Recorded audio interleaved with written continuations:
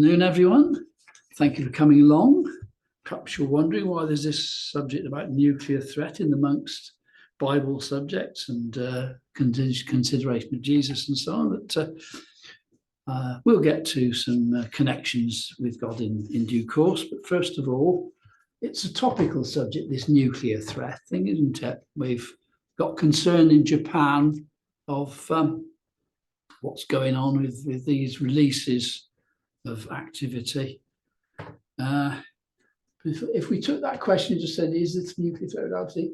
I could answer yes, but that just avoids the fact that there's a real concern amongst people really about how extensive the threat is. There is some kind of threat, but we don't have much control over it, do we? We believe there's people who know what they're doing, or we hope we do. And if we don't have that belief, the Japanese demonstrations, I think, really demonstrate that the ordinary people don't have any control and they don't really trust their leaders and what they're hearing.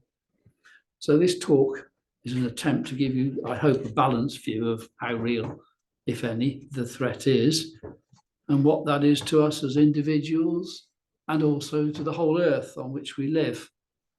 And if you hear sort of atomic things or nuclear things talked about, it's, in practical terms, it's the same thing. But nuclear energy started off with quite a bad press in a way, because as soon as people realised, only as far back as the 1930s, that it was possible to get this chain reaction that could run away and cause or could it be controlled? And that's basically the two different routes it's taken. And I like to represent those by sort of the use of a sort of a good guy's hat and a bad guy's hat. So I'm wear my good guy's hat for the purpose of considering what we call civil nuclear power stations dotted around the world, different countries, all showing attempting to use the power from nuclear energy to make electricity, keep the lights on. And I'm giving you that's a particular power station. Anyone know where Berkeley is? How you get to Berkeley from here? M4. That get you across the river, yeah. M5. And then up the M5 a bit, and then turn left, and it's towards the coast on the edge of the River Severn running down there. So that is Berkeley. And I know because I was there from 1974 to 82, working in the reactor physics department.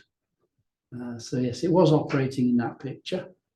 I'm not sure when they did the fly past to take the picture, but it would have been fine there. They have repurposed the site since they closed it down in 1989. They've taken all the fuel out, and there's now a park run off just to the left of the picture. There used to be laboratories there as well, with a car park, and the car park now has this route running around it. You go 3 times around, 5K. I did it recently as a walk rather than a run. So that's the good thing. That is indeed, as far as we know, safe nuclear. There were never any incidents that gave any concern while I was there in terms of any nuclear release. But of course, that and any other commercial power station, you need worldwide consideration of care and control of the thing. It's very useful, but from time to time, things have gone badly wrong, as we know. But that has no potential to be damaging to the whole Earth. But clearly, yes, it's very damaging in the local area to both people and stuff of one form or another. And the other hat is the bad guy's hat. Here we are. This is when that is actually a picture of a nuclear test going off. But the front picture we had was the fireball. I think is some kind of made up thing. I'm not sure it's exactly a picture of a real incident. But of course, something like that, I call it the bad guys thing, because if all the military people get together and decide they are going to have a war, throwing nuclear weapons around, that could make serious would be serious bad news for everywhere in the world. We know from past history that the Cold War, it was called, between America and Russia, from 1948 to 89. So, and the Cuba crisis, especially during that. And of course, Ukraine today, there's always this thought, are they going to break out into that sort of weaponry? So whether or not it becomes bad news, apart from any intervention by God, is down to the skill, the diplomacy and the determination of human world leaders. And that's a bit of an issue to consider. I'd rather rely on God to sort things out myself. But anyway, let's go back to the good guys, because this is when, that's the question with them. So let's start with let's move forward. But of course, the good guys have had problems from time to time. I'm going to not shy away from those. This is an oversight of the Fukushima nuclear power station before anything happened. You've got your sea where it's all dark around there. It was designed knowing that you get volcanic eruptions and things from time to time in that area. And you could well get a tsunami come in of maybe 10 meters high, something like that, 30 odd foot. But the eruption that happened locally back in 2011 was a Richter 9.0, which is quite a big and not quite as big as San Francisco in 1906, but quite close. It apparently shifted the Earth slightly on its axis as well. And it was enough to produce a 14-meter high tsunami, which flooded all the backup cooling system. And the problem with nuclear reactors is that you can't just switch off, shut down, stays cool. There's residual heat that carries on and gradually decays away with time. So you need to have backup cooling going on all that time. And if your pumps are all flooded and don't work, it took a while to get them back on, during which time they'd had a problem, and it got rather flooded and rather overheated before they got power back on. So you've got a lot of extensive damage locally, and it contaminated the local sea. We had those sorts of problems going on because you've got too much water, basically. And it took a long time to recover from that. And the Japanese problem now is that they've been containing all this water as much as they can that's got a lot of activity in it. Once they stopped it leaching away in the early days of the incident, they have stockpiled it on the site, but it's got all the tanks have got rather full. They've got processes for removing the main activity of it, but you've ended up with water that is very slightly activated. The levels are very slightly above background, and everywhere in the country, in anywhere part of the world, there is a background radiation level. Here we are now, we are in a background level of radiation. It varies a bit from different parts of the country. I don't think we're too different here to Berkeley in Gloucestershire. If you want to double your background radiation, though, move to Aberdeen. There's a lot of granite there, and the granite has a natural, much higher radiation to it than this sort of area, for example. So that's if your radiation levels are in that sort of range, then it's not going to be noticeable to any degree that anyone can measure of any effect on people's health and well-being. But yes, it did rather suffer from that. But the other example that is well known is Chernobyl.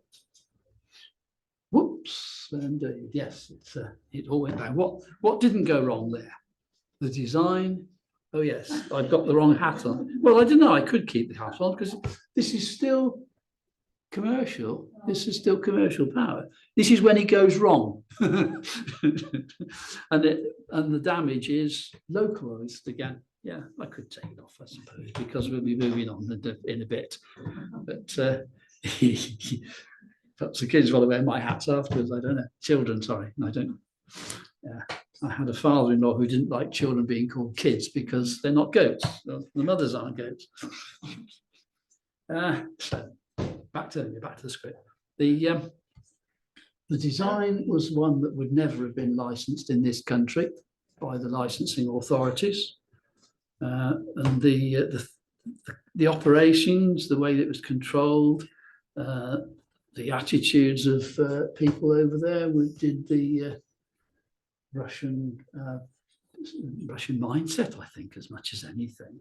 They were trying to do some sort of test where they dropped the power right down and then see if the turbine would still operate all right. But they extended this period much longer than otherwise, and they were then trying to control the power rather than just shutting the thing down. And unfortunately, they lost control. Yes. They didn't really know what they were doing, I feel. And just in case I think we're being a bit unfair with only mentioning Japan and Russia, America had its own little incident in 1979 at a place called 3 Mile Island, where that released activity off-site as well. So there you are. But this particular incident was, it went worldwide. You can see again, there's the whole mess in the foreground here where there was a reactor. The whole thing burnt out and it was glowing away, and all the radioactivity went up in the air, or a significant chunk of it. Anyone know which country in Europe, apart from people who are here this morning, which country in Europe was the first to know about this? And so it became a worldwide knowledge thing. Well, Chernobyl, but other countries in Europe eventually got to know that something had happened because the Russians kept quiet. They sacrificed some firefighters to stop it as soon as possible. But no, it wasn't North Wales, no.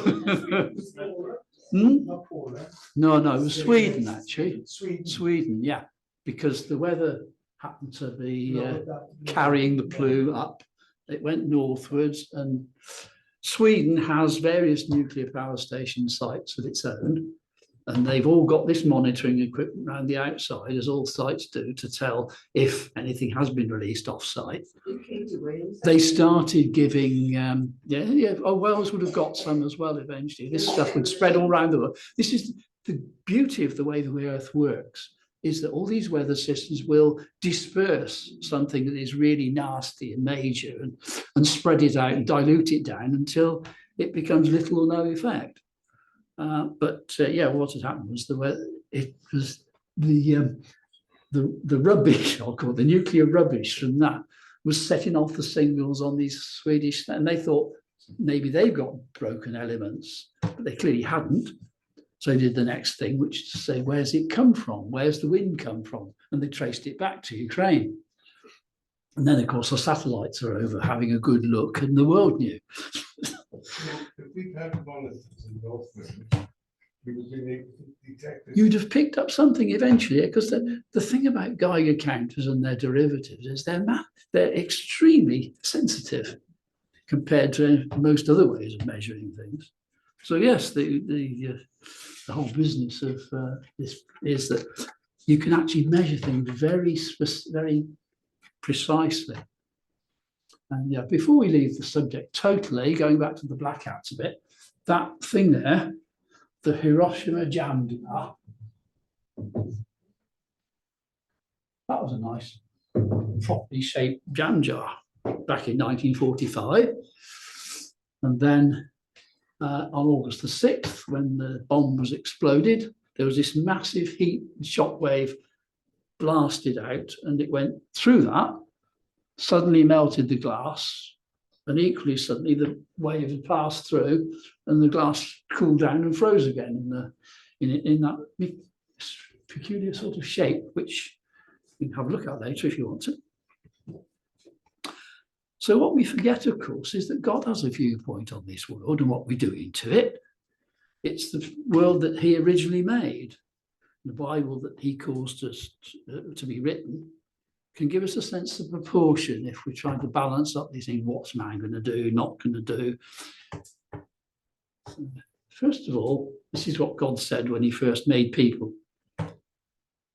be fruitful and multiply, replenish the earth, have dominion over everything, have control, go and do things with it.